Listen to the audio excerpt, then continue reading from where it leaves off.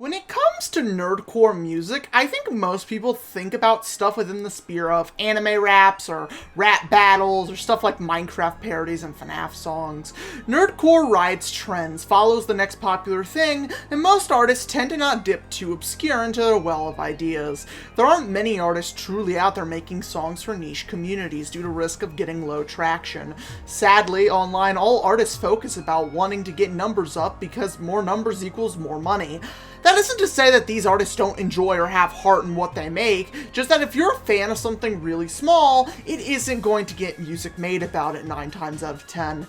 But what happens when someone decides to take a character from a resurrected yet still niche fandom and doesn't make just one song about it, but 16 total songs and puts it all into one album?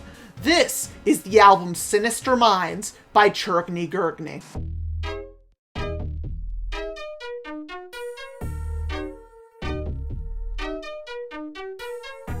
If you haven't been in the Sonic.EXE community, or even just generally around the Sonic fandom as a whole, then you probably haven't heard of this album. But if you are in this community, then this has been everywhere. Sinister Minds is a 16-song concept album by churgney, an album where he doesn't sing as himself or about Sonic.EXE, but as Sonic.EXE, specifically the Lord X version of the character made by Joe Doughboy. There are a lot of EXE characters out of there, and I actually really like the fandom, but Lord X was never a character I particularly cared about. He isn't a bad character, just he seemed like Sonic.EXE but old. However, Sinister Minds has completely changed how I view this character and the world created around him. So today, I'm going to be talking about and reviewing the entirety of Sinister Minds by churgney.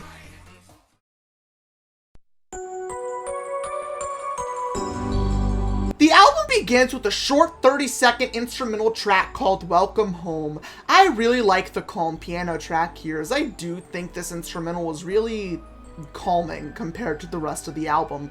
That calm is broken by Lord X saying his first words on the album, "I've missed you, old friend," before the track transitions seamlessly into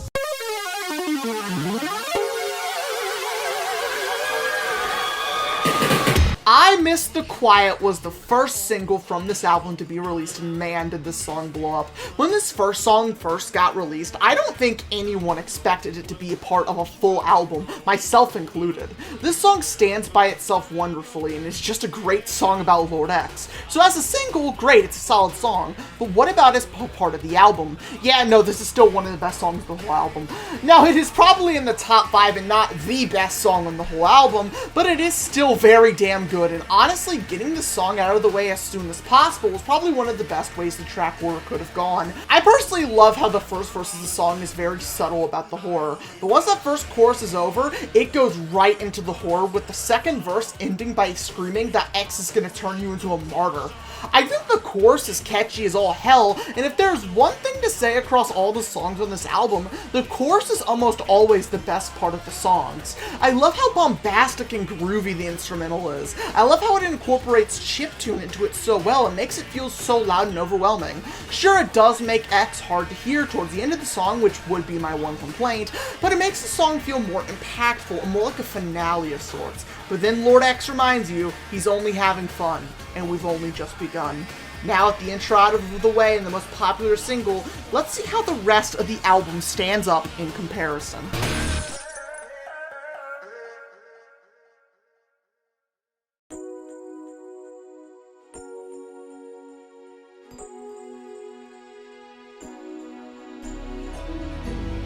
The third track on the album, You Must Answer, was a track that on first listen, I'm gonna be honest, I didn't like. But after a bunch of repeat listens, I can say that this song is really good.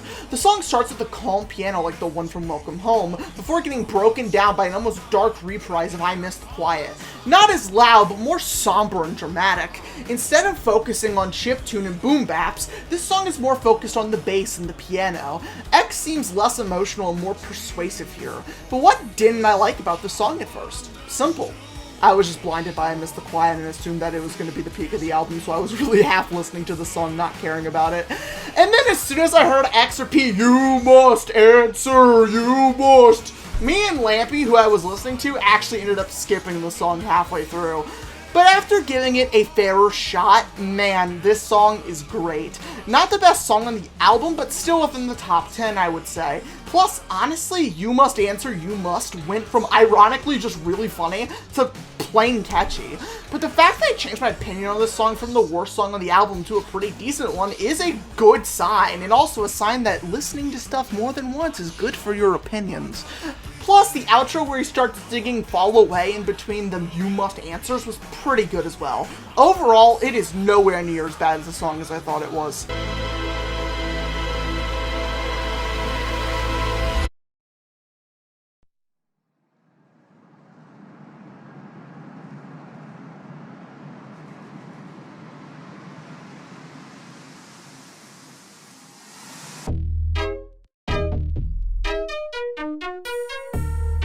Mines is the first song to be a collaboration on the album, featuring Red TV 53 as Maj and Sonic. And man, this song is amazing. This song bridges from the more Michael Jackson-inspired tracks with I Miss the Quiet to something more akin to the late 90s boy band-esque. And god, this song probably has my favorite chorus of the entire album. The way the chorus is actually a calm part of the album, before the subtle beat drops into Majin's section, is so good. Not to mention, it serves as the title track in a lot of ways, but probably the part that made me lose my shit the most is the bridge. Tell me if this sounds familiar.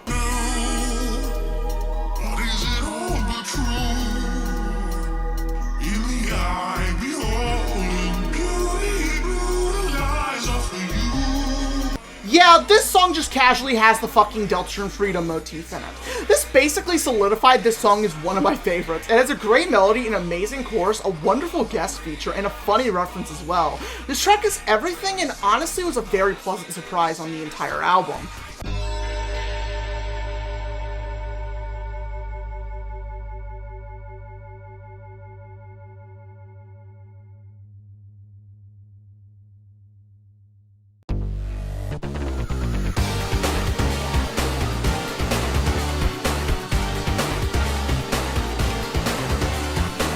The only other single on this entire album, Big Misser, again, rightfully stands apart by itself like how I Miss the Quiet does. This song could carry the entire album if it wanted to, and it's great. In fact, the beginning line being "Welcome back, my friends" makes it seem like it could have been the first track after Welcome Home, but oh well. The chorus is just really good. It doesn't leave any room for breathing. As soon as the verse ends, the chorus starts, and as soon as the chorus ends, the second verse begins again. It is a solid stream of music with, again, one of the best instrumentals, including the scatting from the actual Sonic song Eggman is such a neat nod. And then, after the chorus plays for the second time, the track turns into a pure instrumental, letting you breathe for a bit before hitting you right back into the chorus. I really like this long instrumental break. It feels a little too long, like something as well. Clocking in at only 3 minutes, which is on the shorter end for songs on the album, it really does a good job of getting everything it needs to out as quickly as possible, all the while referencing one of the fan favorite Sonic theme songs while doing it.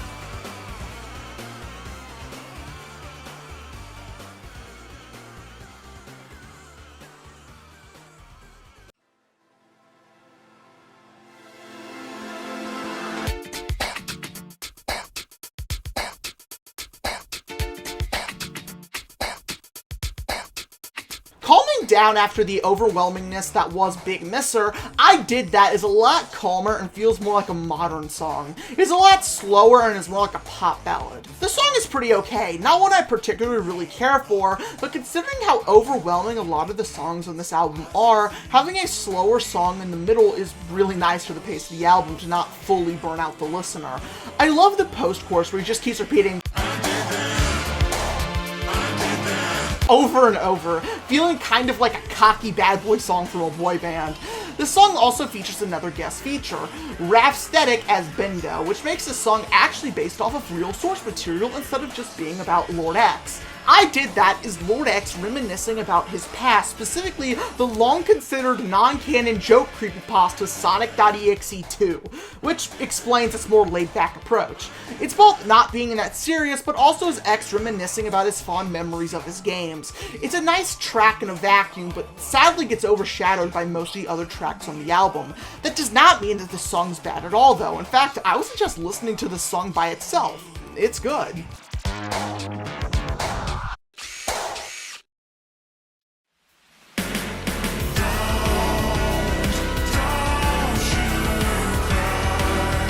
Meatshow is a pretty good song, but in my opinion, it's probably the weakest of the non-intermission tracks on the whole album. It isn't bad at all, but considering the whole song is mainly focused on making references to the main motif of the songs Glico and Tricheal, both of which were scrapped due to sounding too similar to real Michael Jackson songs, it feels like a compromise to include those songs while still creating something new. Which I do give props to, because condensing the themes of two songs into one single track that gives something new is no easy task at all, I assume. But for the most part, this song just doesn't hit me as strong as tracks like Big Misser, Minds, You Must Answer, or even I Did That. The song isn't bad at all, and it has a catchy groove to it, but most of it is just kinda alright to me. A real 6.5 out of 10 song and a true breathing spot on the album as a whole.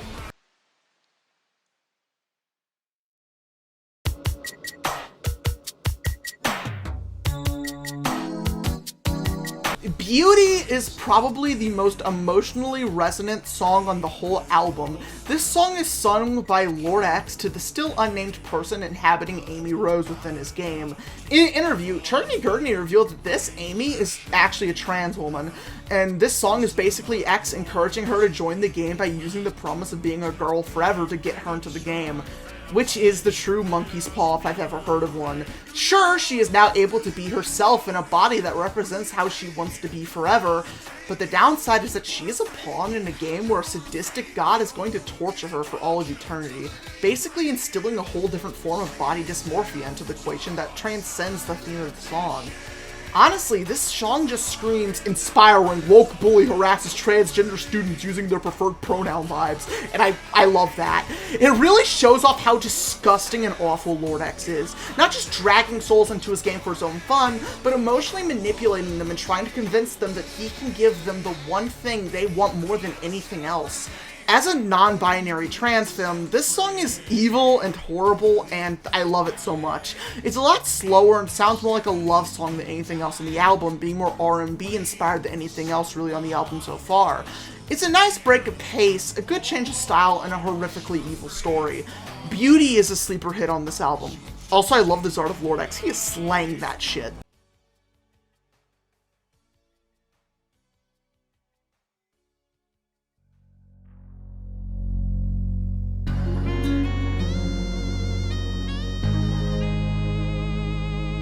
Scars is the halfway point of the album. Being a slow 1.5 minute long song with only one verse, it sounds more like a poem sung over a calm instrumental.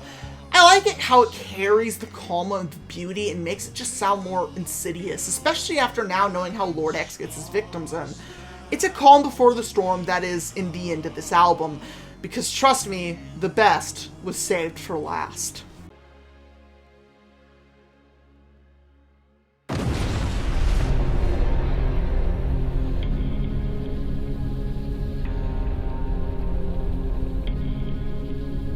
Beginning with an explosion that breaks the calm of Scars, the fire rises is much darker but begins an uphill swing in the album as we approach the end.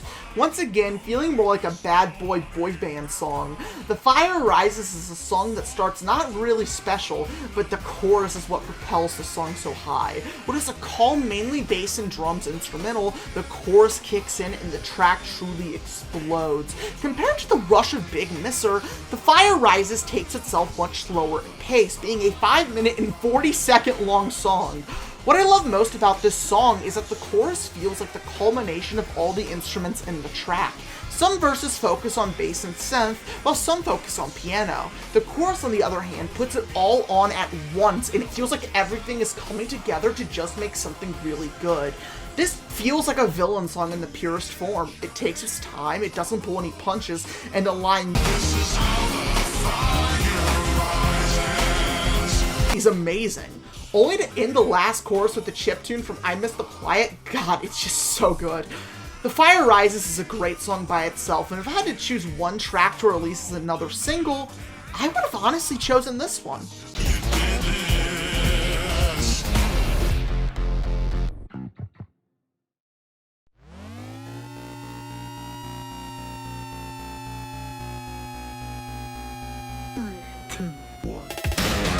The boy band and Michael Jackson influences have been pretty strong throughout this entire album so far, but as for the most MJ sounding track, we have to give it up to Sinister. A track that even has his signature "whoo" in it, this is the first track to not feature Lord-X at all, instead featuring Red TV 53 back as Majin Sonic again, and Rhapsodic as the EXE Boundless. Most of the song is Majin singing, and the chorus is alright.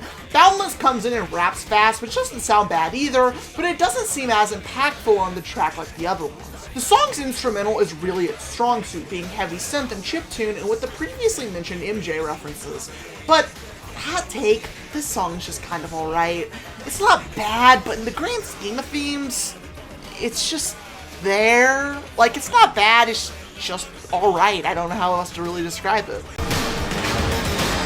Sometimes it's difficult to say just what I mean, but what it matters isn't really what it brings.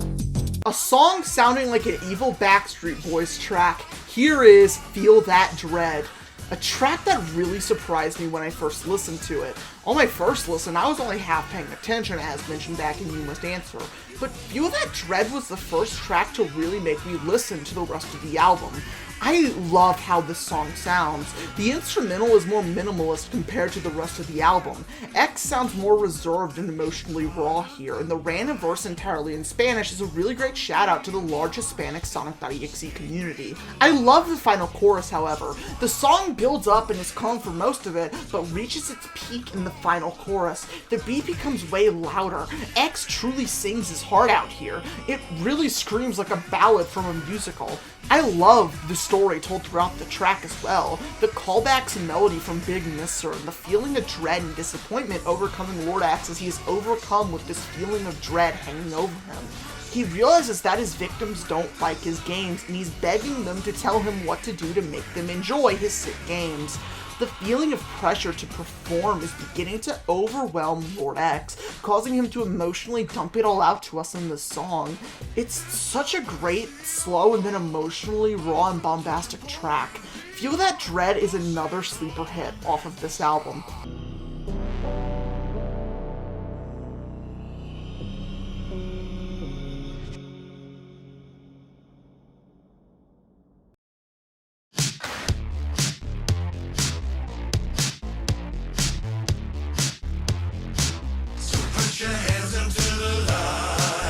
If I Did That was the track of X reminiscing about his past, then Runaway is the track that truly embodies his past. This isn't old Lord-X on the track, this was his younger self from his first game, 2011 X. This song is extremely groovy. It feels like when I talked about Another 5 Nights on my JT Music FNAF rap ranking video. This song doesn't really have anything going for it, but when that chorus kicks in, I literally begin to involuntarily groove to this. The instrumental is really groovy, and while the intro is a bit slow, the first chorus kicks in and it makes you realize that, yeah, no, this song fucks. It is such an amazing track, and is probably the track that makes me want to dance the most. Its lyrics are good. 2011 X sounds good as a less deep, less raspy Lord-X, and the track just bangs. It's the kind of track that you forget about, but when you hear it, you just can't help but remember why this track was so good to begin with. It's evil in a comical way, encompassing the original feeling of the Sonic.EXE creepypasta well. It's serving as a good story going over X abandoning his original attempted vessel, Faker, running away from his first creation, and realizing he has run away from his home of the void, ran away from his creation, and that being God may not be enough for him, setting in stone his transformation and aging into the Lord-X we see on the rest of the album. This song not only stands as a great origin point for the character, but because of the fact that if you play this song on loop, it almost seamlessly loops into itself. It acts as its own contained story in its own right, just like the original creepypasta that spawned this entire community.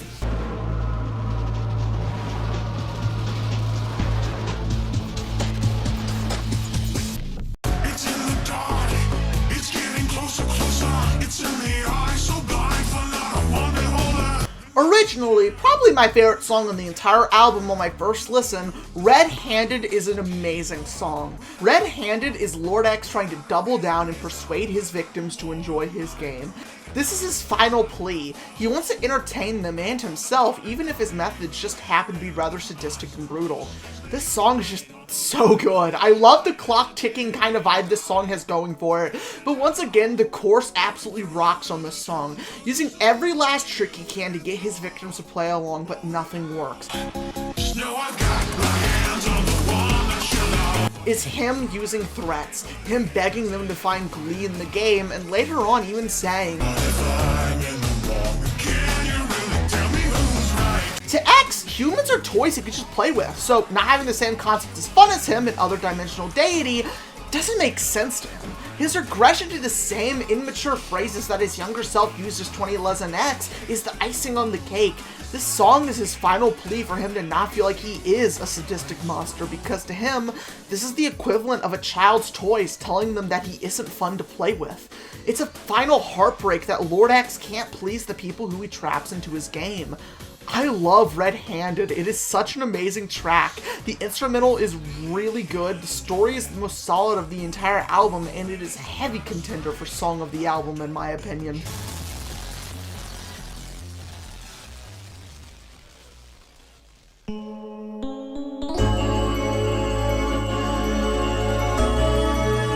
Penultimate track, One Last Ask, is a pure instrumental. It's a nice break after the emotional core of Lord X was explored, returning back to the piano from Welcome Home and Scars, but now more whimsical and calming. The storm has passed. Lord X is done with his game for now. It is purely a calming piano piece, and while there are some hidden vocals that haven't been deciphered yet, I'm fine with this track just being what it is. Which segues us into the final track on the album, Don't Come Back.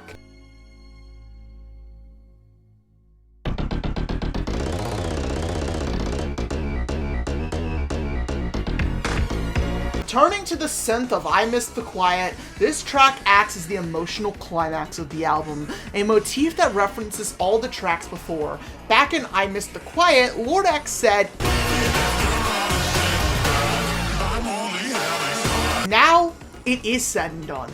And now Lord X has emotionally felt like he let down his playthings, and as a creator, he feels he's failed, so he's not having fun anymore.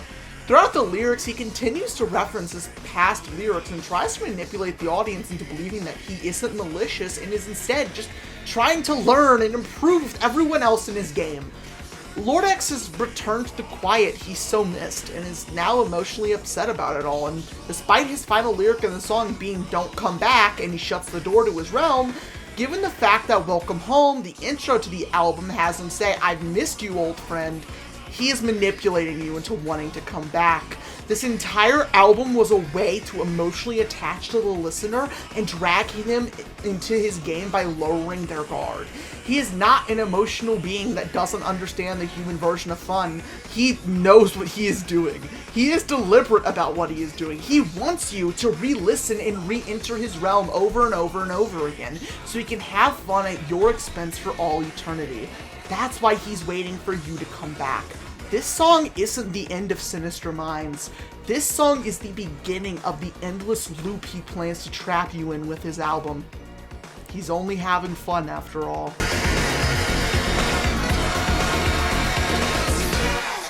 Don't come back. And as such, the album Sinister Minds is over. This concept album based entirely off of a single Sonic.EXE character was a very ambitious and love-filled project, and it shows. Not one song feels like it's supposed to be filler. Every song shows a different aspect of Lord X's character and builds his lore past just, "Ooh, I'm scary Sonic and I will kill you." The lyrics are actual lyrics, the instrumentals are inspired by multiple real-world sources. It feels like a love letter to the EXE community and to Sonic as a whole. Gurgney is an incredible musician, with me being a fan of his work ever since Subterfuge with Lyrics, another song about an evil Sonic.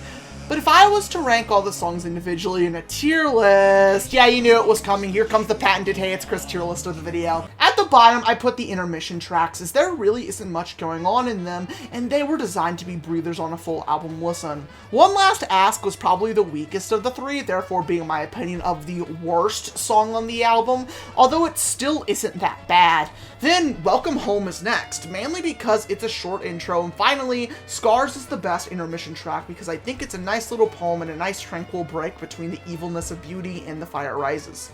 In D tier, my least favorite non-intermission song is Meatshow. It's a fine track, but the beginning is really the strong suit, and the rest of it feels like fan service to those who like the two scrap songs off the album. In C tier, the only song I placed here was I Did That. It's fine. The Cocky Bad Boy song vibes were done better elsewhere on the album, although the Bendo verse is good, and reminiscing about Sonic.EXE 2 of all things is a nice niche nod. But other than that, it's just there and it's fine. In B tier, first we have Sinister. This track's instrumental is really good, and Boundless has a good verse, but most of the track sounds the same. Although if you're a big fan of Michael Jackson, this may be the track to check out. And lastly, in B tier, we have Don't Come Back, a really nice motif of all the songs on the album, and Lord.EXE at his most manipulative. A good ending point and a phenomenal story-wise, but compared to the rest of the album, this track really doesn't do well as a single, mainly due to it referencing all the tracks from before as the main connecting theme. In A tier, first we have Runaway, a bombastic, really good and groovy track that fits the essence of 2011X very well and shows the very slight cracks in his psyche that slowly break him down into Lord.EXE. You Must Answer is next. Originally going to be very low, this song is amazing in a vacuum. While the repeated "you must answer, you must" can get repetitive, this song does enough outside of the chorus to not really tank its rating, acting as a dark reprise of I Miss the Quiet. Next is Beauty. Beauty is a song that resonates deeply within me as a trans person and just shows the absolute depths that X will go to manipulate his victims inside of his game. A song that truly is a monkey paw wish coming true. Finally, the best song in A tier is The Fire Rises. Having each verse have a different sound and instrumentation just for it to all culminate as one together for the chorus is just such an effective and catchy way to build up a song. A true villain song on this album if you had to choose one. Finally, my favorite songs from the album. These can really go in any order, but here are the S tier songs. Big Misser is a rush of a song, not letting you breathe, but when you finally can, something is missing. It's such an effective and catchy earworm of a song that doesn't give you a second and incorporates a fan favorite Sonic song into the mix as well. Red-Handed is next, acting as Lord.EXE's final plea and works well as a character piece on his desperation on getting his victims to enjoy his game as much as he does. It's the breaking point before he gives up on us. Next is I Miss the Quiet, the breakout single from this album, and for a damn good reason. If I Miss the Quiet never came out first, this album probably wouldn't have gotten as much attention as it did. Cliche to say the most popular song is one of the best, but in this case, the masses were right. The second best song on the album is Feel That Dread, a true boy band song about Lord.EXE succumbing to the pressure to make a fair and fun game to his victims, which, after the context on Don't Come Back, makes you realize how fake he was throughout the entire album, elevating the song even higher in my opinion. And finally, the best track on the whole album, in my opinion, is Minds. Essentially a title track for the album, it's the album's first guest feature. The chorus is beautiful. I just can't get over how good this song is. All the songs in S tier are genuinely fantastic songs, but Minds is probably the song of the entire album. If you want to best sum up what this album is like with one track, you would choose Minds. It stands on its own. It elevates the rest of the album with it.